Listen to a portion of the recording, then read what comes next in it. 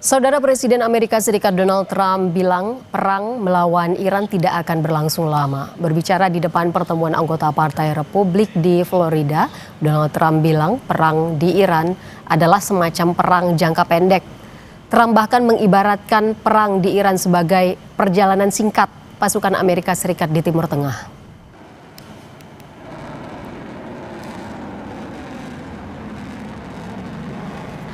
So with your help and hard work, we're making America great again, and we're doing it much faster than we thought, and it's better, stronger, and our country is doing really well. I mean, at a level that nobody thought. We took a little excursion because we felt we had to do that to get rid of some evil, and I think you'll see it's going to be a short-term excursion.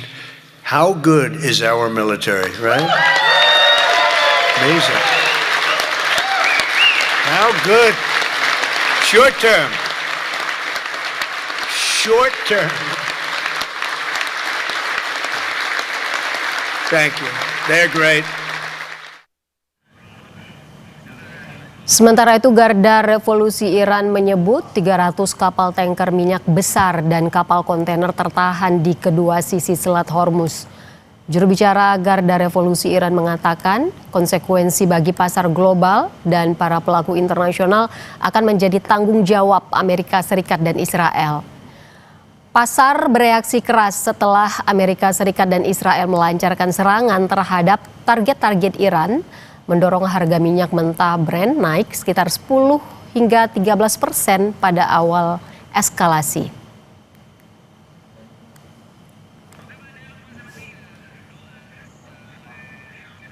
Saudara, perang Amerika Serikat Israel versus Iran belum menunjukkan tren penurunan. Kami bahas soal ini bersama pakar hubungan internasional Universitas Parahyangan, Julius Purwadi Hermawan. Selamat siang, Pak Julius.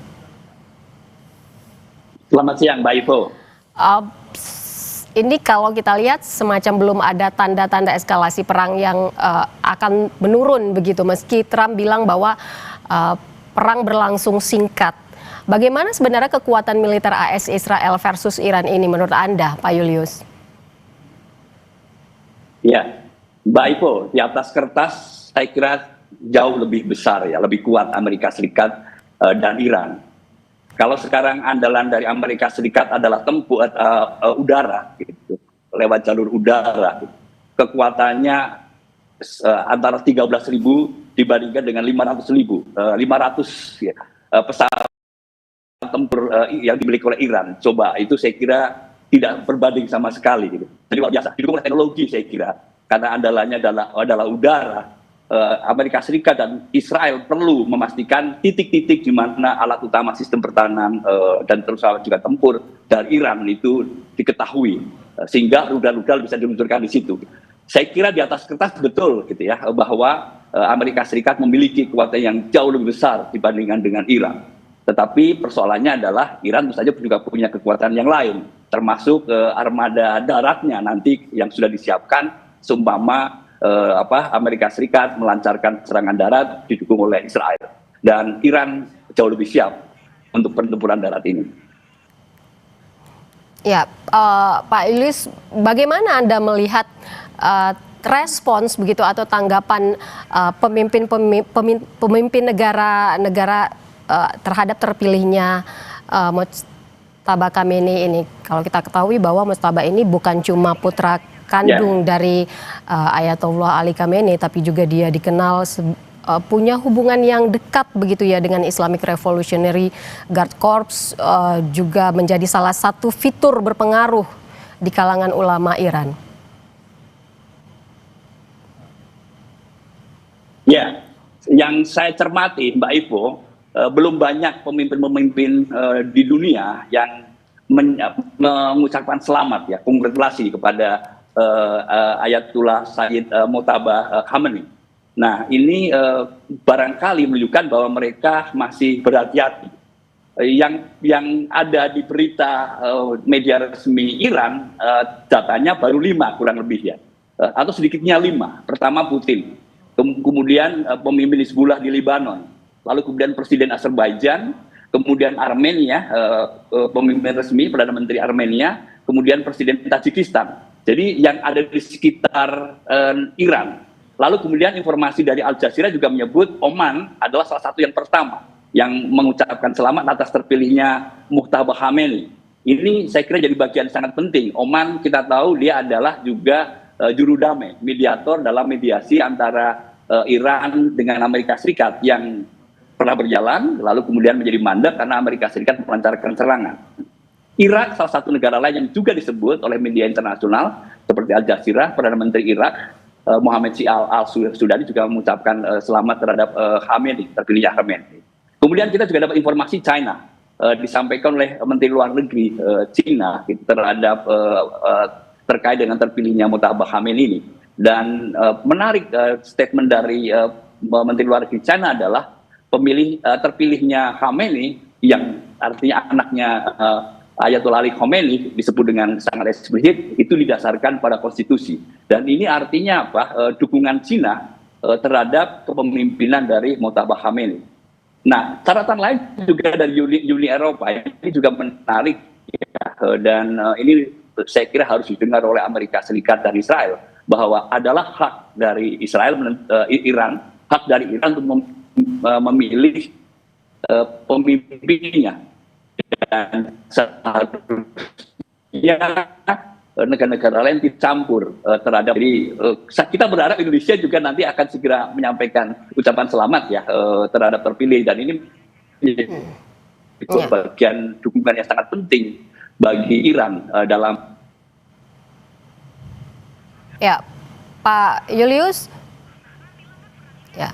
Pak Julius, kalau kita lihat dari pernyataan Donald Trump kan sempat bilang bahwa perang ini akan berlangsung singkat. Bagaimana penilaian Anda soal pernyataan Trump ini?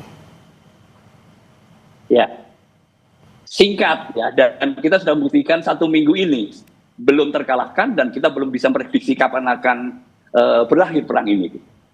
Satu gitu. Jadi kita lihat fakta di lapangan menunjukkan bahwa Trump salah prediksi. Apa kalau sekarang dia menyampaikan di Amerika Serikat itu kan bagian dari kampanye untuk mendapatkan kembali dukungan dari masyarakat Amerika Serikat, termasuk dari partai politik, termasuk dari Kongres, bahkan termasuk juga dari Republikan, partai Republikan.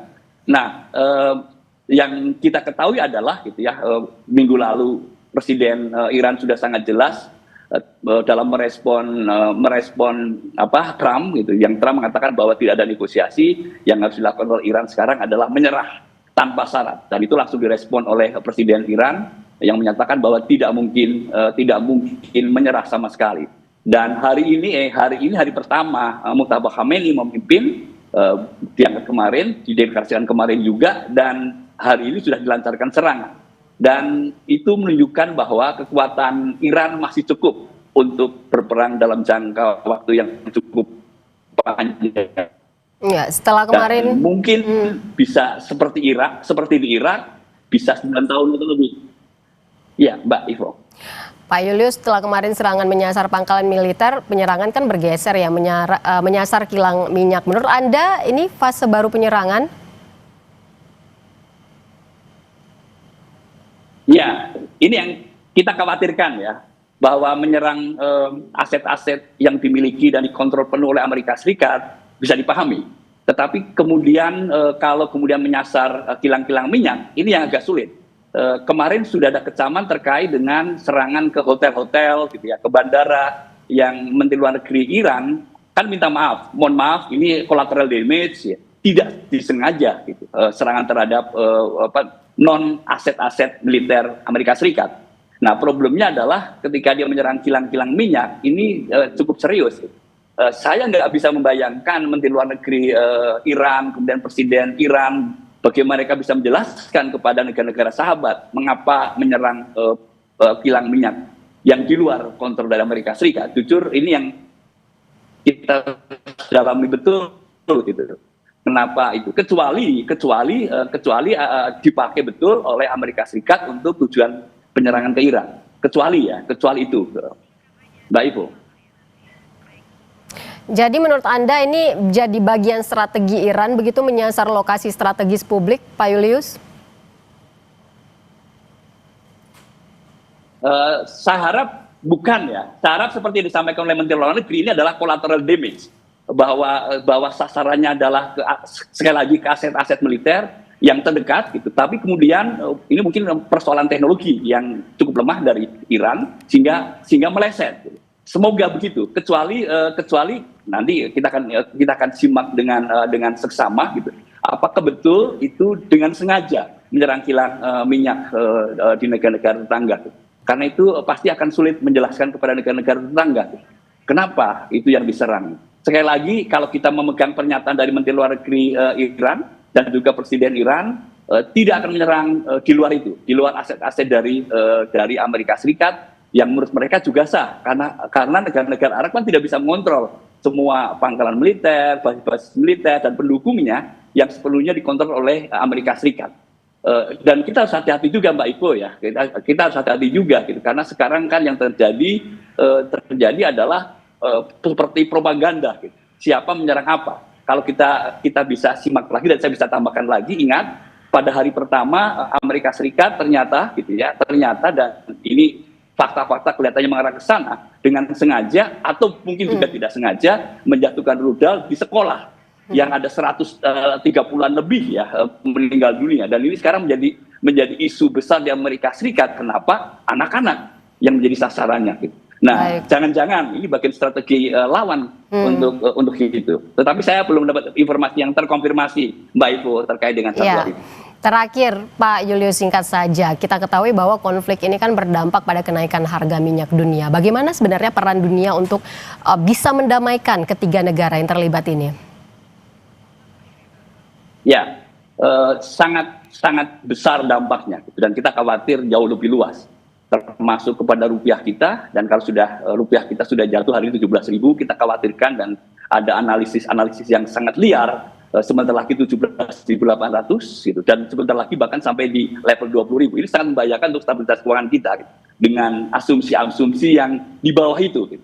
Nah, sekarang bagaimana dunia gitu, harusnya bereaksi. Nah, menurut saya sudah waktunya, saya kira negara-negara yang cukup berpengaruh, yang punya hubungan baik dengan Iran gitu ya, dan juga termasuk hubungan baik dengan Donald Trump untuk melakukan tindakan-tindakan yang proaktif. Saya melihat dan saya mendengar gitu, dari berita-berita yang bisa dipercaya, sudah ada inisiatif baik yang tulus gitu, misalnya oleh Cina, oleh India gitu ya, dan Indonesia sendiri kan sudah menyampaikan inisiatif yang tulusnya gitu. Dan kalau masing-masing bergerak individual, mungkin tidak akan didengar oleh Presiden Trump.